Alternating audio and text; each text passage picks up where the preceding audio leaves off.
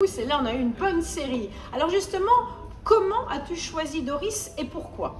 Alors, j'avoue que je venais d'écrire donc ce livre sur les Murphy qui s'appelle Les Heureux du Monde, et ce livre m'avait bouleversée. Ça avait été un livre difficile à faire parce que contrairement à Doris, c'était pas l'histoire d'une personne, c'était l'histoire d'une bande de copains. Et ça, c'est difficile de faire en sorte de bien caractériser des copains nombreux et surtout des gens que quelque part tout le monde connaît. Quand on vous dit Hemingway, quand on vous dit Fitzgerald, vous plaquez quelque chose dessus. Bon, c'était difficile. En plus, ils ont eu une vie tragique et ça m'avait bouleversée. Et c'est vrai que je cherchais un sujet et j'avais du mal. Et alors tout le monde venait vers moi, hein. Même ici, à la fin des Heureux du Monde, quelqu'un est venu vers moi en me disant: vous devriez parler d'un tel, vous devriez parler d'un tel. Alors on me donne des gens intéressants. On me dit aussi: vous devriez parler de ma grand-mère. On me dit aussi: vous devriez parler de moi. Bon, et un jour, je déjeune avec une amie romancière qui se nomme Christine Odo. Alors si je vous donne son nom, c'est parce que Christine a écrit une biographie extraordinaire de Marie Reynolds, qui était la maîtresse de Marcel Duchamp. Bon, et je déjeune avec Christine, et Christine me dit: oh Stéphanie, j'ai une héroïne pour toi. Comme on me l'a dit 50 000 fois, j'écoute d'une oreille distraite. Et en fait, elle me parle d'un palais. Elle me parle d'un palais à Venise, le palais Venier. Vous le connaissez tous, ce palais, puisqu'en fait, aujourd'hui, c'est le musée Guggenheim. Vous le voyez, c'est le seul palais de Venise qui n'est pas d'étage. Il a juste un rez-de-chaussée et pas de toit, une terrasse. C'est le musée Guggenheim. Et Christine me dit: Stéphanie, ce musée a connu 3 propriétaires, toutes plus extravagantes les unes que les autres. La première est la Cassati. Alors la Cassati, je me demande même si vous n'avez pas son portrait ici au musée de l'Annonciade. Il y a un portrait par Van Dongen de la Cassati avec ses grands yeux. Alors je ne sais pas s'il est à Saint-Tropez ou pas, mais bon, il y a son portrait. Bon, on ira vérifier. Allez vérifier. La Cassati, donc extravagante, extraordinaire, héroïne de la Belle Époque.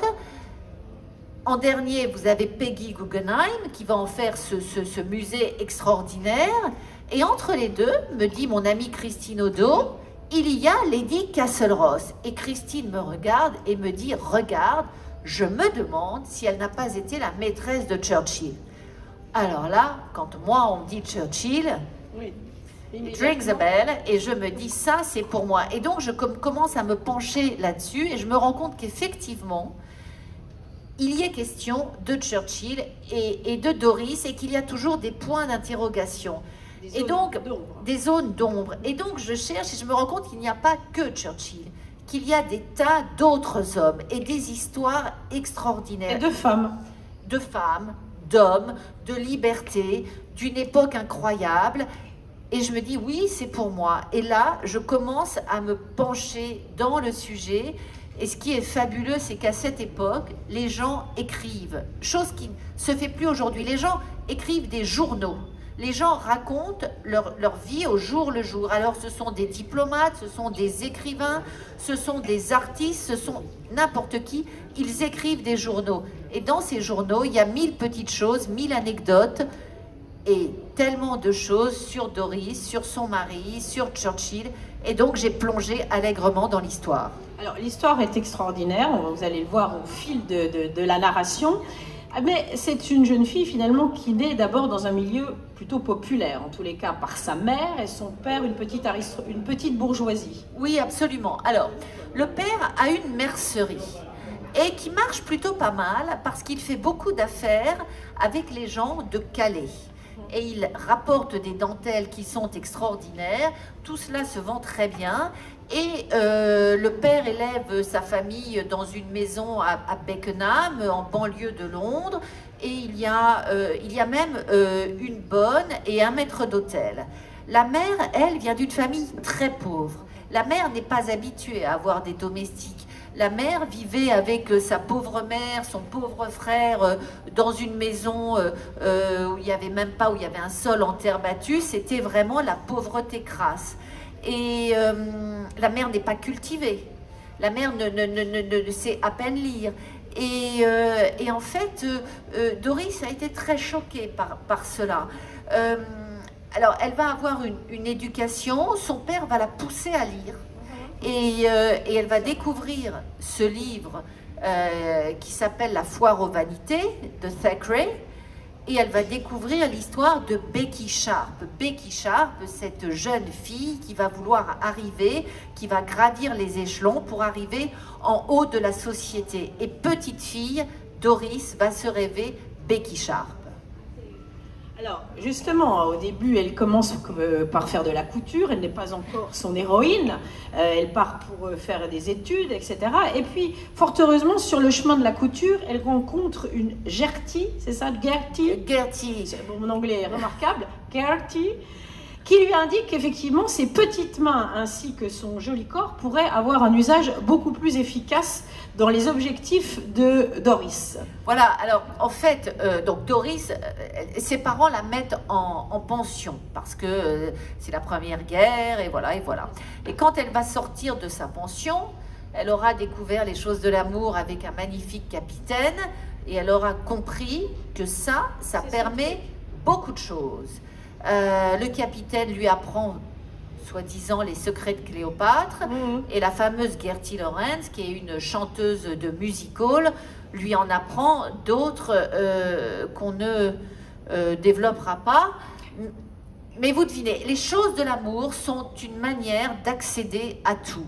Et donc elle est jeune, et elle court en fait les théâtres parce que elle reprise les robes des couturières, des petites actrices, etc. Et là, la belle Gertie Lawrence lui dit: mais ma chérie, écoute, repriser les robes des actrices, c'est bien gentil, mais avec le corps que tu as, ton joli visage, tu peux faire beaucoup mieux.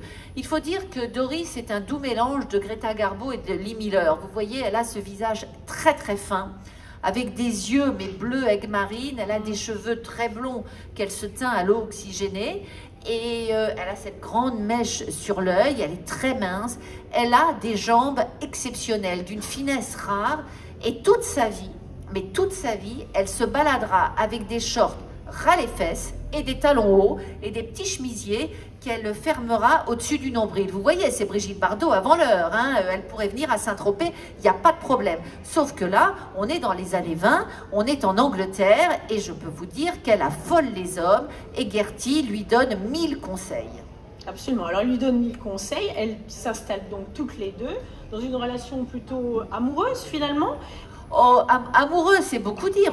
Alors il y a relation sexuelle effectivement, oui, parce que Doris veut développer absolument tout à ce niveau-là, parce que cela aide.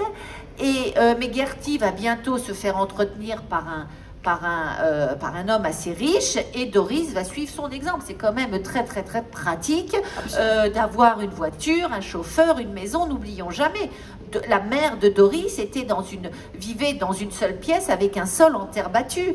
Et voilà, et ça, Doris ne peut le concevoir.